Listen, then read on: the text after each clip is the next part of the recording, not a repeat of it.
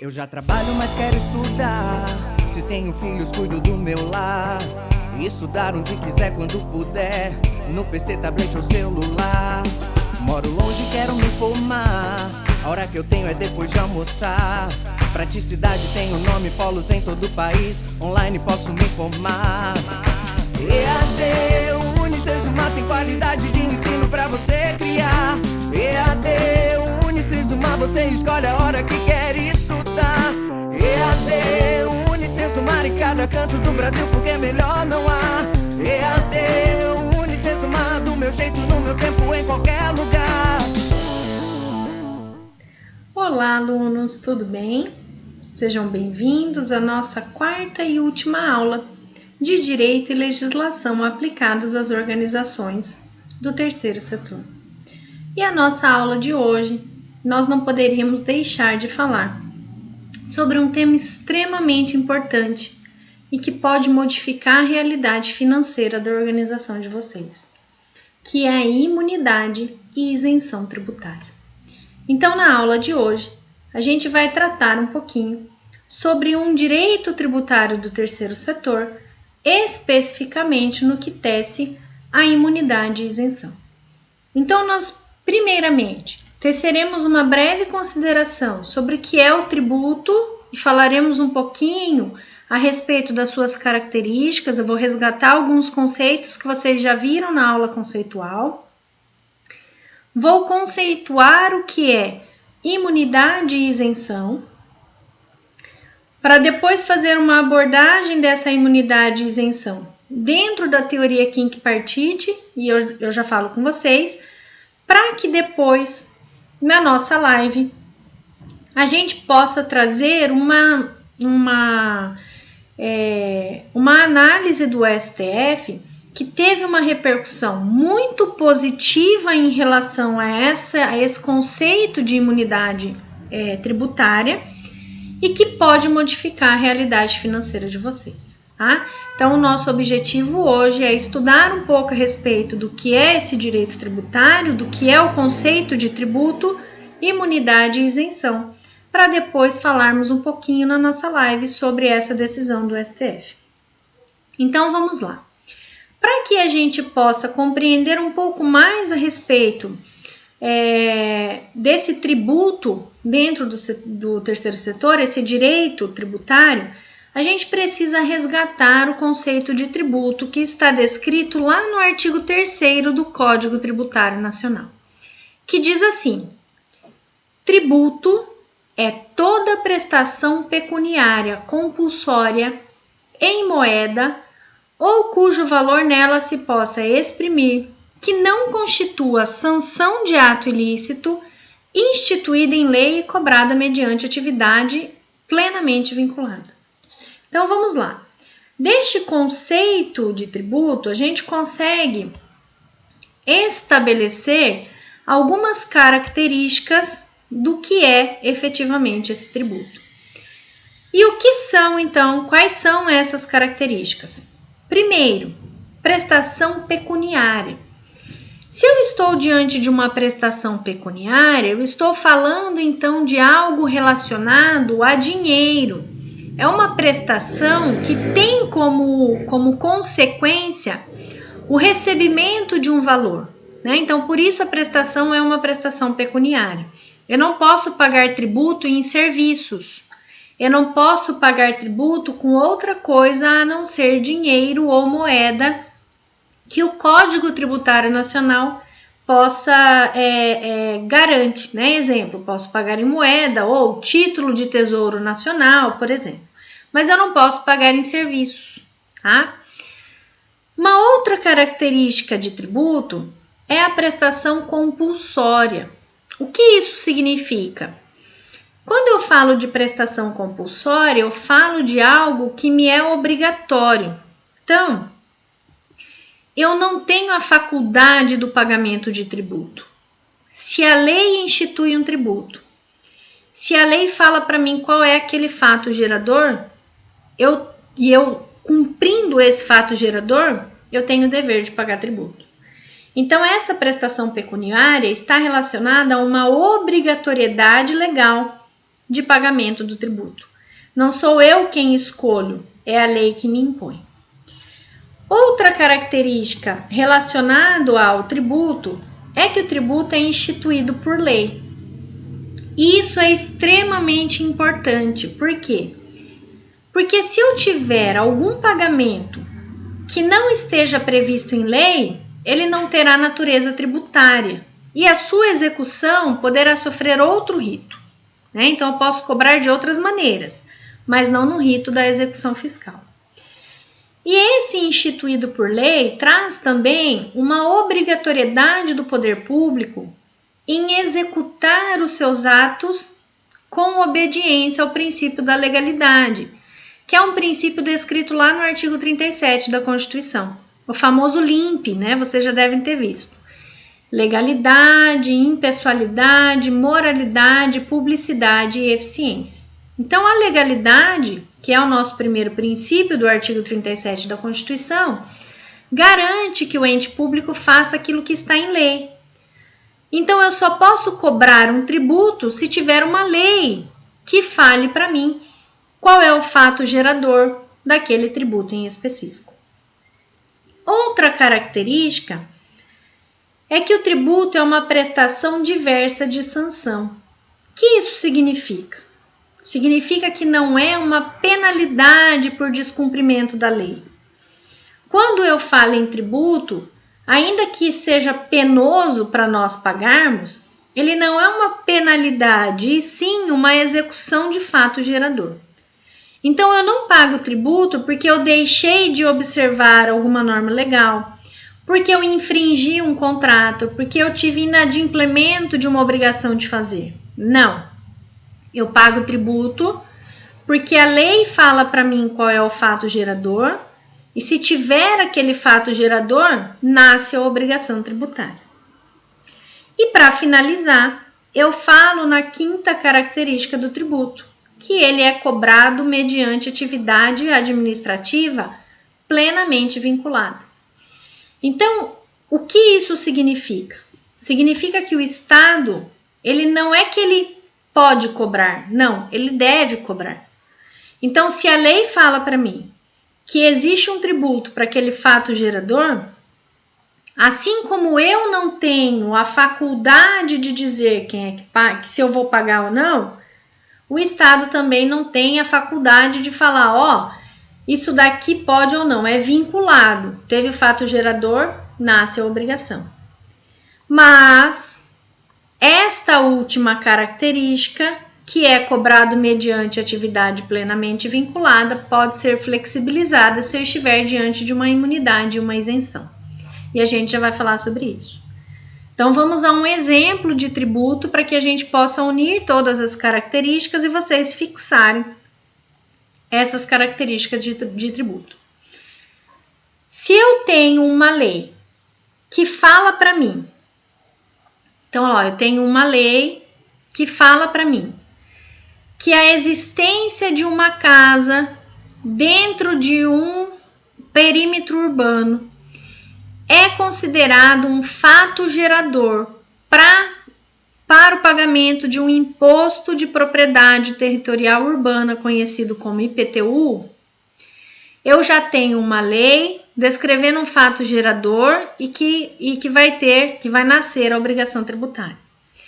Então, o Estado ele vai acabar lançando o meu IPTU, por isso cobrado mediante atividade plenamente vinculada, ele lança o meu IPTU, manda o carnezinho na minha casa para eu poder pagar. Então, se eu tiver uma casa dentro do território, se eu tiver uma casa dentro do perímetro urbano, eu tenho fato gerador daquela lei. Eu devo pagar IPTU, portanto. Se eu tiver um veículo, eu tenho que pagar IPVA. E o Estado vai, então, me cobrar deste tributo. Por isso, atividade plenamente vinculada. Eu vou receber na minha casa o carnezinho de IPTU, o carnezinho de IPVA. E vou pagar. Isso não é uma sanção. Diferente, por exemplo, quando eu avanço o sinal vermelho e recebo uma multa. Isso sim é sanção. Eu infringi um dever legal, um dever de cuidado, um dever que está na lei e que essa infração gera uma multa. tanto uma multa em dinheiro quanto multa, né, com pontos na carteira. Mas o tributo não é isso. O tributo, então, ele teve o fato gerador, eu pago o tributo. Não é uma sanção, não é uma penalidade, e sim o cumprimento de um fato gerador, ok? Então, isso, na verdade, foi um resgate daquilo que vocês têm muito bem estabelecido lá nas aulas conceituais. Mas vamos lá. Entender todas essas características do tributo é imprescindível para a gente poder dialogar a respeito da imunidade e isenção. Por quê? Porque se faltar um dos requisitos, das características do tributo, eu não estarei diante de uma atividade tributária. Então, eu não vou poder falar que o Estado pode me dar imunidade ou isenção. E o que seria, então, essa imunidade? Quando eu penso em imunidade, eu trouxe aqui um conceito que está lá no nosso livro. Vocês podem, então, buscar este conceito no material de vocês. Diz assim: a imunidade ocorre quando a Constituição, ao realizar a repartição de competência, coloca fora do campo tributário certos bens, serviços, patrimônios ou pessoas, né? Desculpa, certos bens, pessoas, patrimônios ou serviços. Não há fato gerador porque a Constituição Federal proíbe o nascimento da obrigação tributária.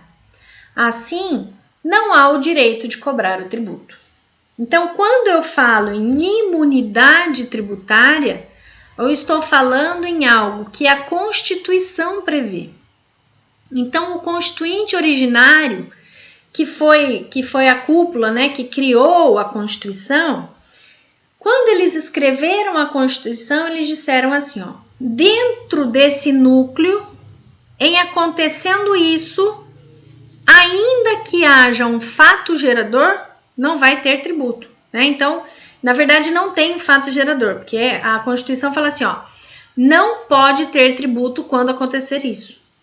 Então, a Constituição proíbe o Poder Legislativo de criar lei, de cobrar aquele tributo, em havendo a concretização dessa imunidade. Então, a imunidade é algo que está na Constituição. Isenção, prof, o que é? Vamos lá. Isenção seria, então, um conceito também que está descrito no nosso livro, que vocês podem buscar. Diz assim: a isenção ocorre quando a lei infraconstitucional ordinária exonera o pagamento de determinado tributo. Há fato gerador do tributo, mas se houver o preenchimento dos requisitos legais, não haverá obrigatoriedade do pagamento. Então, quando eu falo em isenção, eu estou falando que há, sim, a cobrança do tributo, mas por conveniência e oportunidade do poder público, eles dizem assim: mesmo que haja o fato gerador, eu vou deixar de cobrar e você vai, como via de consequência, deixar de pagar, porque é benéfico para nós essa isenção. Então, ainda que haja fato gerador, você não tem a necessidade de pagamento, porque você está abarcado pela isenção tributária. Mas é de uma lei infraconstitucional. Então, não está descrita no texto constitucional. Por isso que nós falamos que a imunidade está na Constituição e é na lei que mora a isenção. Por quê? Porque a imunidade está prevista no texto constitucional, mas a isenção na lei infraconstitucional, na lei em si e não na Constituição. Então, eu posso estabelecer, diante desses conceitos, algumas diferenças entre imunidade e isenção. Então, eu posso dizer, por exemplo, que a imunidade ela é regida pela Constituição Federal. Ela não pode ser revogada, nem mesmo por emenda constitucional. Por quê? Porque o Poder Constituinte diz, nessa situação, você não pode cobrar. Então, passa a ser uma cláusula que nós chamamos de cláusula pétrea, não pode ser modificada. Existindo esse preenchimento, não haverá obrigação de tributo. Não há o nascimento de uma obrigação tributária, né? Então, na verdade, por que não nasce a obrigação tributária? Porque o poder constituinte diz assim para nós: entendo esses requisitos, não pode cobrar tributo. Então, é uma proibição do poder público em criar uma lei instituindo tributo. Se eu não tenho lei, se eu não tenho o princípio da legalidade, eu não tenho tributo. O tributo não é algo que pode vir só por meio de lei, na construção de uma lei. Se a Constituição fala para mim que essa lei não pode ser criada, eu não posso ter tributo sobre isso. E eu falo em imunidade também quando eu não tenho o direito de cobrar esse tributo. Por quê? Porque a Constituição me veda. Então, eu não tenho direito, não tem como eu ir lá e executar aquele tributo. Por quê? Porque não me é de direito criar lei para cobrança desse tributo. Diferente da isenção. A isenção, então, não é constitucional. Ela é decorrente de lei infraconstitucional, de uma lei que está abaixo da Constituição. Pode ser uma lei ordinária, complementar, né? A gente vai falar um pouquinho sobre isso. Essa isenção, assim como um tributo precisa de uma lei para ser cobrado, a isenção precisa de uma lei para ausência de cobrança. Então, eu tenho que ter a lei que fale para mim que naquelas condições em específico eu vou afastar a obrigação de pagamento. Por quê? Porque todo ato da administração pública precisa estar pautado no princípio da legalidade. Então, se eu tenho uma lei que institui uma isenção, esta lei pode ser revogada ou modificada a qualquer tempo. Então, algo que era isento pode deixar de ser isento, ou seja, pode passar a ser cobrado a qualquer momento. Ou os requisitos para isenção podem ser modificados, desde que haja modificação da lei. Outra situação. Quando eu falo de isenção, a natureza tributária, ela nasce, ela acontece, o fato gerador existe. Mas a consequência é o não pagamento. Por quê? Porque eu tenho uma lei que fala para mim, ainda que haja o fato gerador, você não vai pagar. Por quê? Porque é conveniente e oportuno para o poder público o afastamento dessa cobrança. E por fim, o poder público ele tem o direito de cobrar aquele tributo, mas não o faz, não o exerce. Por quê? Por conveniência e oportunidade. Então, vamos lá um exemplo de isenção.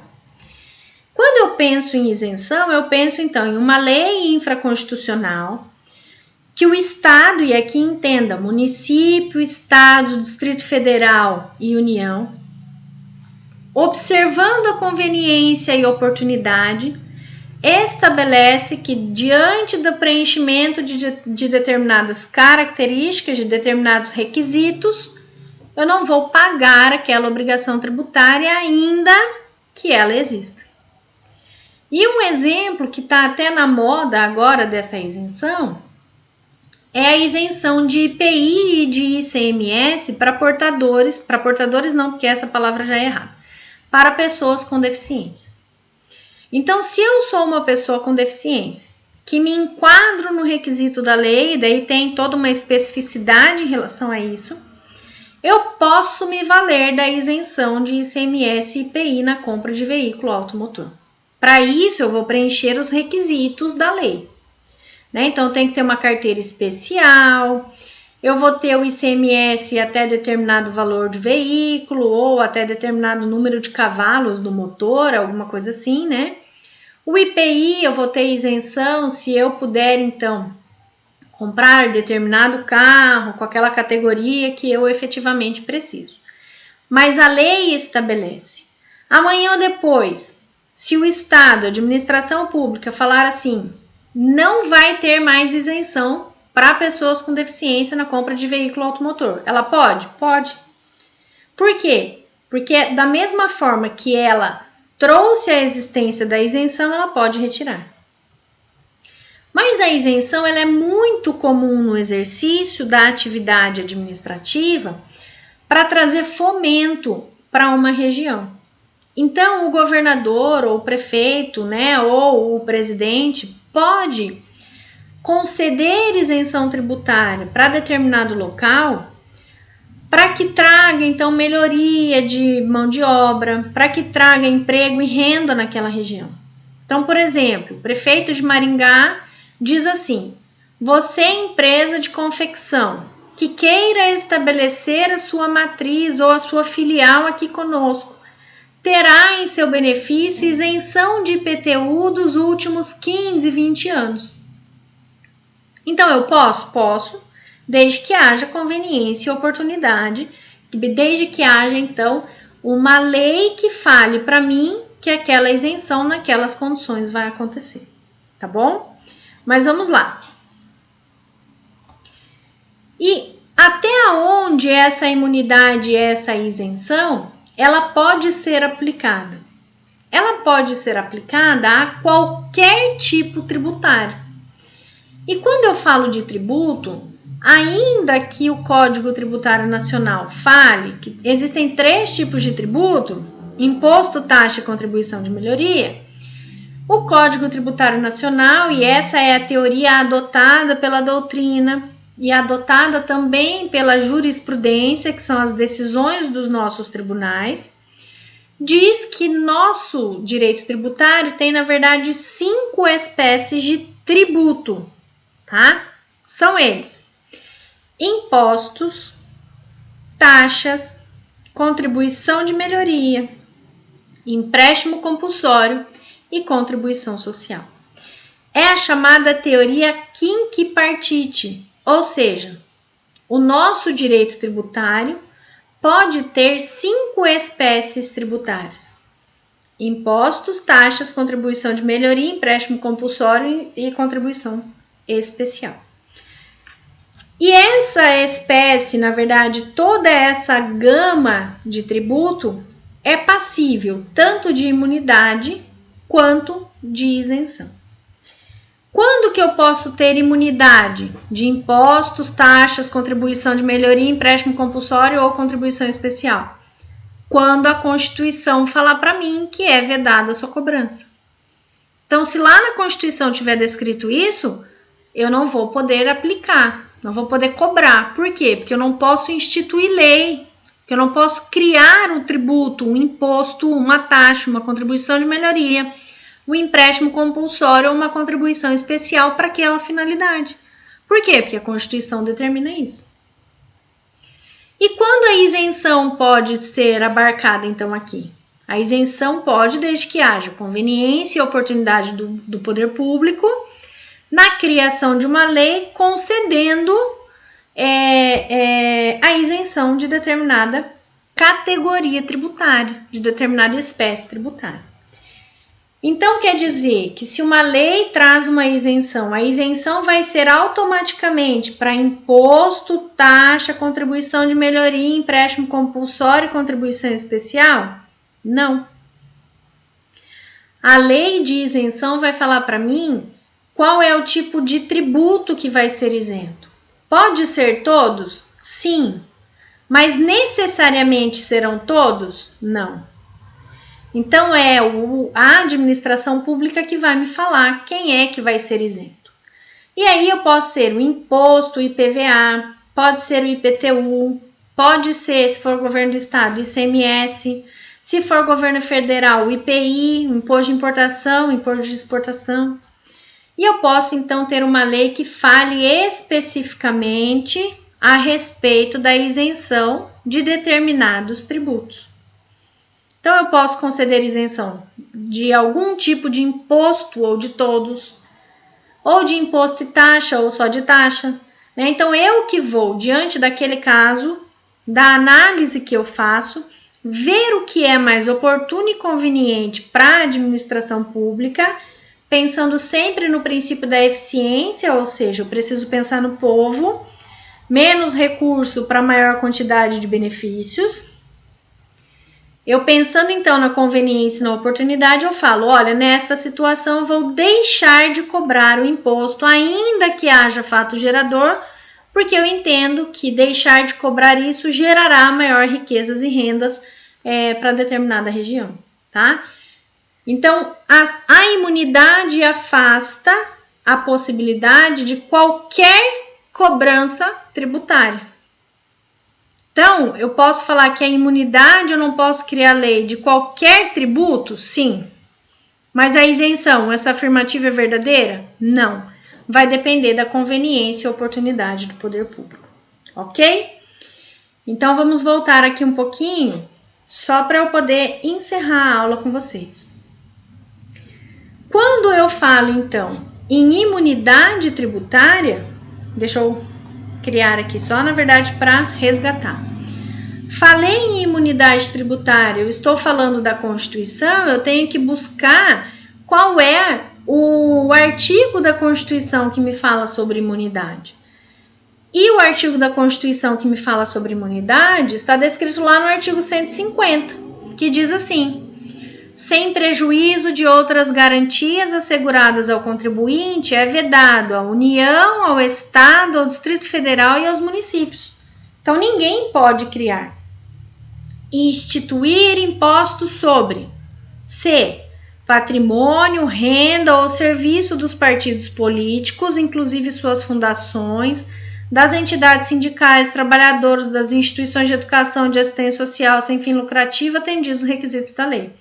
Mas eu tenho outras situações nas outras alíneas, né? Que eu trouxe aqui específico para o nosso setor. E esta vedação prevista no artigo 150 da Constituição, que traz então a imunidade constitucional em relação a toda a espécie tributária, está relacionada, na verdade, a uma proibição de legislar. Então, o Estado, né, na verdade, a União, os estados, o Distrito Federal e os municípios são proibidos de criar uma lei a respeito da cobrança tributária nas situações descritas no artigo 150 da Constituição. Por quê? Porque é ali no texto constitucional que fala a respeito da imunidade. Mas, tem algum lugar que eu vou achar sobre a isenção da maneira como está aqui na Constituição? Não, porque a isenção é uma lei infraconstitucional. Então, eu vou ter que procurar, se for tributo, né? Se for tributo relacionado a uma atividade municipal, eu vou falar, na verdade, eu vou ter que verificar em uma lei municipal. Se for de competência dos estados, eu vou numa lei estadual. E se for de competência da União, eu vou numa lei federal. Lembrando, ou, na verdade, trazendo para vocês a informação de que o Distrito Federal, ele acumula a função de cobrança de tributos estaduais e municipais, porque lá a gente não tem essa diferença, tá bom? E com isso, então, eu encerro a nossa aula de hoje a respeito de tributação, do direito tributário do terceiro setor, em especial imunidade e isenção, para que nós possamos conversar um pouquinho na nossa live a respeito de uma decisão do STF que traz uma implicação positiva no exercício da atividade das organizações da sociedade civil e que você pode, então, fazer uma avaliação para verificar se é vantajoso pedir uma restituição tributária ou não, tá bom? Então, conversamos um pouquinho na nossa live e com isso eu encerro a nossa quarta e última aula, agradecendo a presença de todos vocês nas aulas, desejando a vocês um excelente final de ano, um excelente Natal, se cuidem, né, por favor, e se Deus quiser, nós nos veremos no próximo ano, né, ou se vocês tiverem qualquer dúvida também, fico à disposição para saná-las.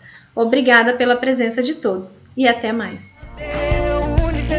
Do meu jeito, no meu tempo, em qualquer lugar.